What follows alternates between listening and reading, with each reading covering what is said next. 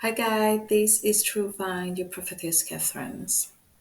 So today, guys, I do have another prophetic verse to share with you. Okay, today it is the second part of Matthew 25.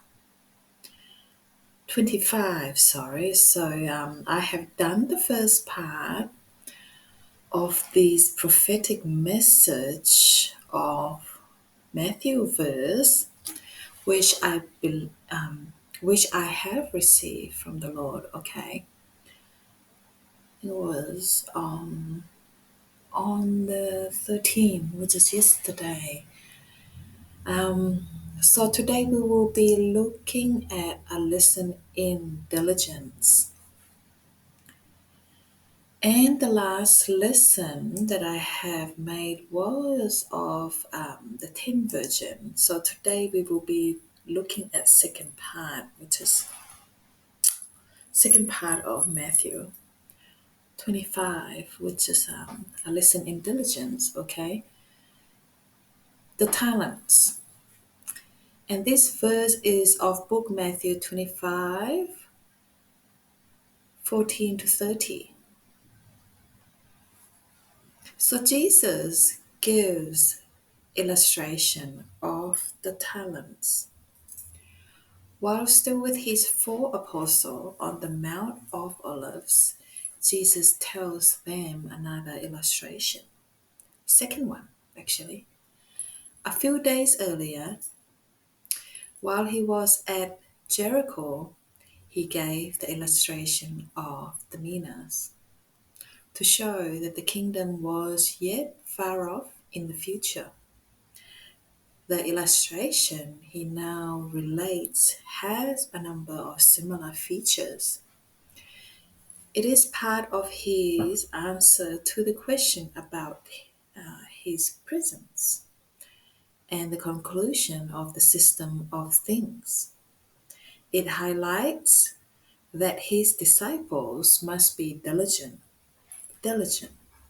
with what he entrusts to them. So Jesus begins by saying, "It is just like a man about to travel abroad who summoned his slaves and entrusted his belonging to them. Summoned his slave and entrusted his belonging to them." Okay, so this parable, it's all about talents and trust.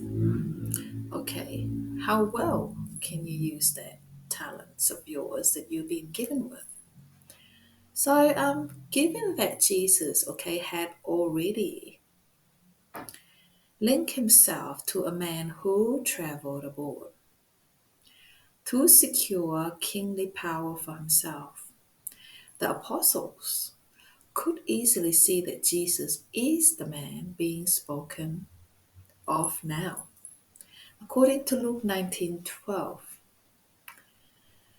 so before the man in the illustration travel abroad, he commits to his slaves valuable belongings. Okay, during the 3.5 years of his ministry, Jesus focused on preaching the good news of God's kingdom, and he trained his disciples to do this work. Now, he is going away, confident that they will, okay, these three men, he is confident that they will carry on doing what they were trained, okay, by him to do. So he entrusted them with few things, few of his belonging. In the illustration, how does the man distribute this belonging? Jesus relates he gave 5 talents to one, first one, and 2 talents to another, and 1 Two, still another one. Two each according to his own ability, of course, and off we go, he went aboard. What will these slaves do with what they have been given and entrusted to them with? Now, this is like him testing his servant, okay? Will these slave be diligent enough in using them in their master's interest? Jesus told the apostles, immediately the one who received the 5 talents went and did business with them and gained 5 more. Likewise, the one who received the 2 talents gained 2 more. But the slave who received just one went off and dug in the ground. He hid what his master's given him, which is money, okay, in a hole. What will happen when the master return? Yes, what will happen? So, after a long time, Jesus continues. The master of those slaves came and settled account with them. He came back to these 3 of slaves that he entrusted his belonging with, which is money, right, and talents. The first 2 did all they could, each according to his own ability. Each slave was diligent, hardworking, and productive with what they had been entrusted to them.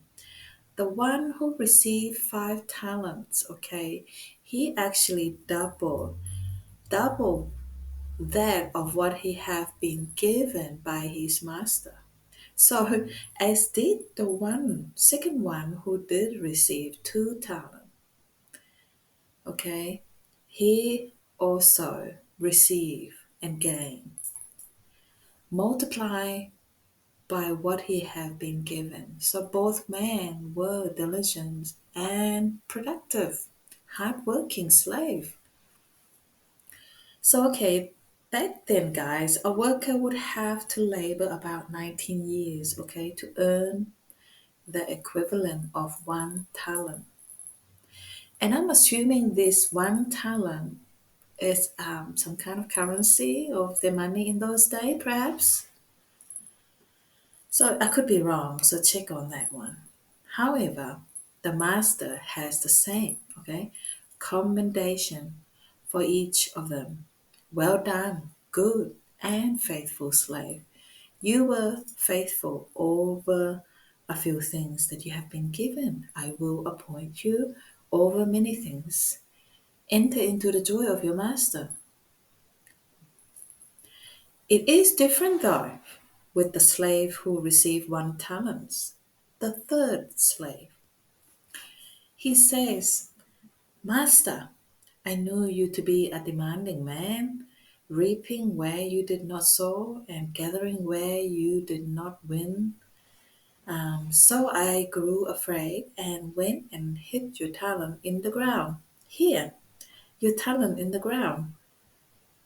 Here you have what is yours. He has not even deposited the money with bankers so as to accumulate.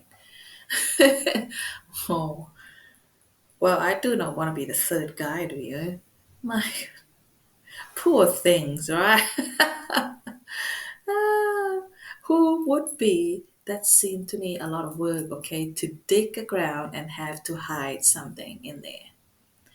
Just take it to the bank. But no, the third slave, did not do that.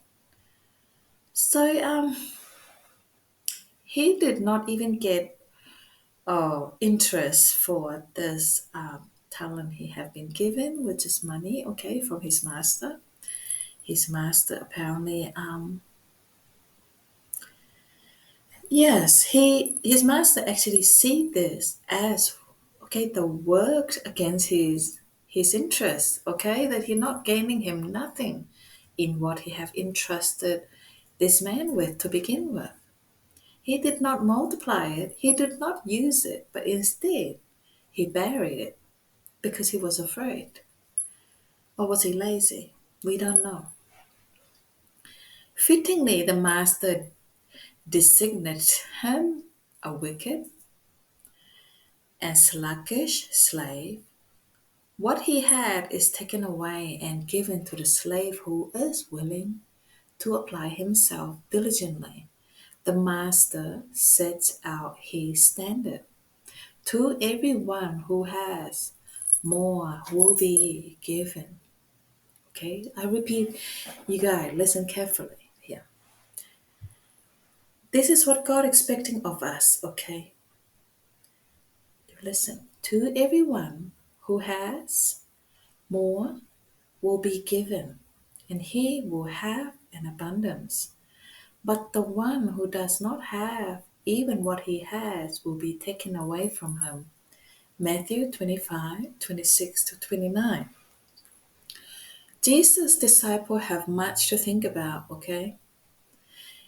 What Jesus is saying here is that, okay, it will all be depending on if he can trust you with little he give. If he can trust you with little he give, then he can trust you with much that he gave you. So you have to earn your trust, okay? Jesus' disciples have much to think about. Even in connection with his one illustration, they can see that what Jesus is entrusting to them, the precious privilege of making disciple, is of great value, and he expects them to be diligent in using this privilege. Jesus does not think that they all must do the same in carrying out the preaching work that he has charged them to do. No.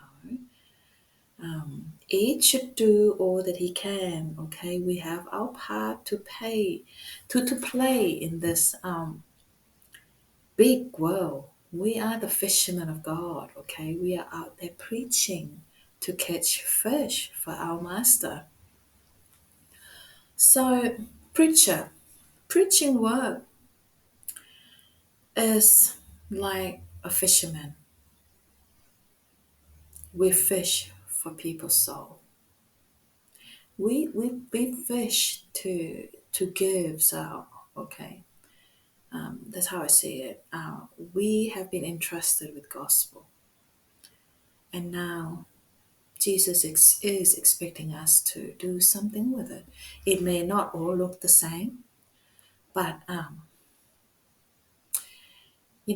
He is expecting you to work accordingly to your own ability.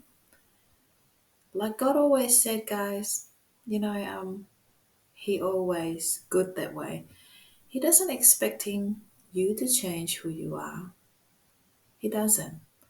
But as long as you do your best in what you are entrusted in with your life, okay, you don't have to be a preacher.